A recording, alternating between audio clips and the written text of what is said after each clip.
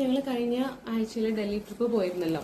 അപ്പോൾ വാങ്ങിച്ച കുറച്ച് പ്രൊഡക്ട്സ് കാണിച്ചു തരാവേ. പ്രൊഡക്ട്സ് എന്ന് പറയാൻ പറ്റത്തില്ല, ഇത് ഡൽഹിയിൽ നിന്ന് എന്താ പറയാ സരോജിനി മാർക്കറ്റിൽ നിന്ന് വാങ്ങിച്ചതാണ്.